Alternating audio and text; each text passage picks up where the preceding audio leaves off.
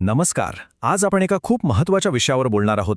मैत्री बालमनाशी या मार्गदर्शिकेच्या मदतीने लहान मुलांना आकार कसे शिकवायचे हे समजून घेऊया. आणि हो, आकार म्हणजे फक्त चित्र काढणं नाही, तर गणित आणि तार्किक विचारांचा तो एक अगदी पक्का पाया आहे. चला तर मग बघूया हे कसे करायचं.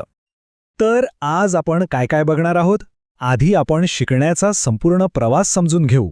मग वेगवेगळ्या वयोगटानुसार म्हणजे 3 ते 4, 4 ते 5 आणि 5 ते 6 वर्षांच्या मुलांसाठी काय करायचं ते पाहू. आणि शेवटी या सगळ्यातून काय साध्य होतं ते महत्त्वाचे टप्पेही बघूया.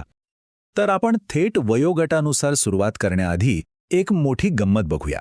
मुलांचं वय जसं वाढत जातं तशी त्यांना शिकवण्याची पद्धतही कशी बदलत जाते हे समजून घेऊया. आता ही स्लाइड खूप महत्त्वाची आहे. इथे बघा, एकाच टेबलमध्ये आपल्याला पूर्ण प्रवासाचा नकाशा मिळतोय. म्हणजे 3 ते 4 वर्षांची मुलं जी फक्त आकार ओळखतात, तिथपासून ते 5-6 वर्षांची मुलं जी त्याचं विश्लेषण करतात आणि मोजतात.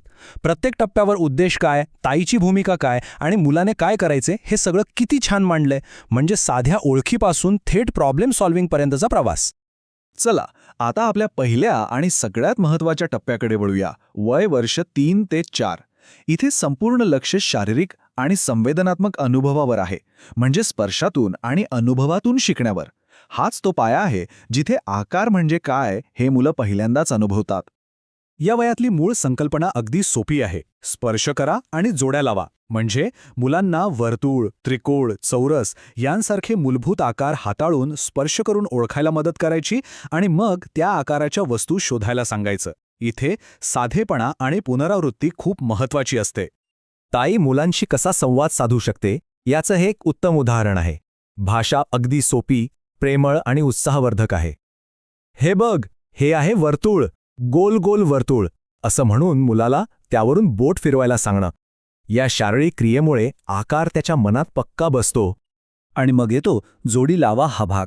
जेव्हा ताई विचारते की या गोल आकारासारखं तुला काय दिसतंय, तेव्हा मूल त्याच्या आजूबाजूच्या वस्तूंमध्ये जसं की बांगडी किंवा ताटलीमध्ये तो आकार शोधतं. इथेच अमूर्त आकार आणि खरी वस्तू यांची सांगड घातली जाते. आणि ही बघा एक प्रत्यक्ष करता येण्यासारखी ॲक्टिव्हिटी. वाळूत आकार गिरवणे किती सोपं आहे नाही का? फक्त एक ट्रे घ्या, त्यात थोडी वाळू किंवा रांगोळी पसरा आणि मुलाचं बोट धरून गोल काढा, चौकोन काढा. यामुळे काय होतं तर शिकणं हे अभ्यासासारखं वाटत नाही, तो एक स्पर्शाचा, मजेचा खेळ बनतो. चला आता आपण त्या पायावर पुढचा मजला बांधूया. आता मुलं 4 ते 5 वर्षांची झाली आहेत. आता फक्त ओळख पुरेशी नाही, ती का आणि कसे असे प्रश्न विचारू लागतात. त्यामुळे आता शिकण्याची पद्धतही बदलते. ती अधिक विश्लेषणात्मक आणि सक्रिय होते. आता लक्ष फक्त नावावर नाही तर आकारांच्या गुणधर्मांवर केंद्रित होतं. त्रिकोणाला 3 बाजू, 3 कोपरे असतात, तो टोकदार असतो. तर चौरसाला 4 बाजू, 4 कोपरे असतात. हा फरक मुलांना समजावून सांगणं महत्त्वाचं आहे. ही थेट तुलना करणं खूप गरजेचं आहे. ताई जेव्हा विचारते चला मोजूया, तेव्हा मुलं फक्त नावं पाठ करत नाहीत, तर प्रत्येक आकाराचं वेगळेपण, त्याचे गुणधर्म समजून घेतात. इथेच त्यांच्यात विश्लेषणात्मक विचार रुजायला सुरुवात होते. आणि या वयातल्या मुलांसाठी हा एक जबरदस्त खेळ आहे, आकारांची उडी. जमिनीवर मोठे मोठे आकार काढा आणि नाव पुकारा. मुलं धावत जाऊन त्या आकारात उडी मारतील. म्हणजे खेळता खेळता शिकणं. यामुळे आकार त्यांच्या मनात एकदम पक्के बसतात. ही मार्गदर्शिका आपल्याला एक खूप सुंदर गोष्ट शिकवते. ती म्हणजे शिकण्यासाठी वेगळी वेळ काढायची गरज नाही. रोजच्या जगण्यातच शिकणं दडलेलं आहे. जेवताना सहज विचारा, अरे पराठा गोल आहे की त्रिकोणी, आणि आपला डबा कोणत्या आकाराचा आहे. बघा, जेवणाचा क्षणसुद्धा शिकण्याचा क्षण बनून जातो.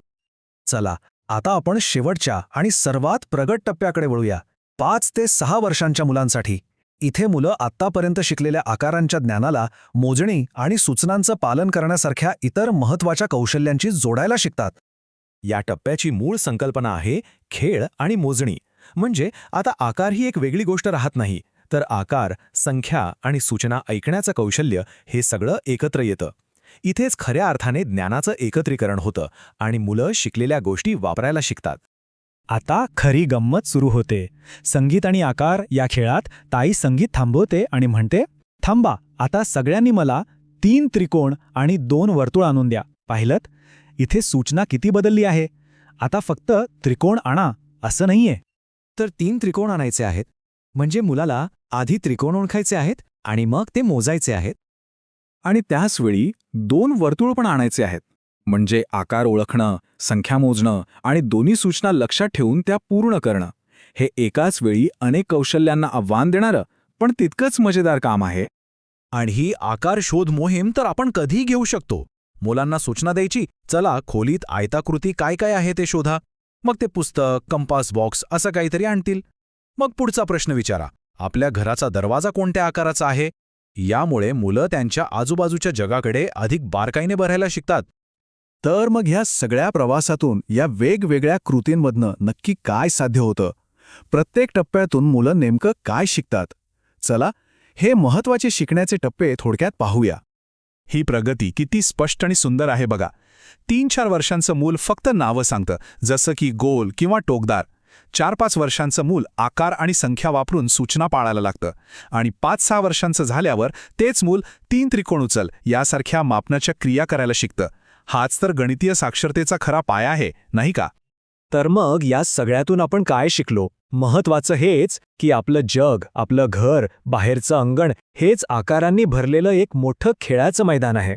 आपल्याला फक्त डोळे उघडे ठेवून ते शोधायचे आहेत आणि मुलांसोबत त्यावर गप्पा मारायच्या आहेत. मग बघा, शिकणं किती सोपं आणि नैसर्गिक होऊन जातं. ते कधीही कुठेही घडू शकतं.